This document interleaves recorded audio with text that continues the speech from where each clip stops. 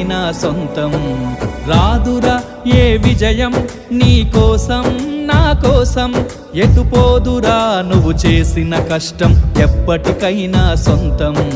కాలంతో పయనించేవాడికి కానిది ఏముంది, సాధనతోనే సాధ్యమవ్వునని సదాశయంతో సాగర ముందుకు. రాదురా ఏ విజయం నీ కోసం నా కోసం, ఎటుపోదురా నువ్వు చేసిన కష్టం ఎప్పటికైనా సొంతం.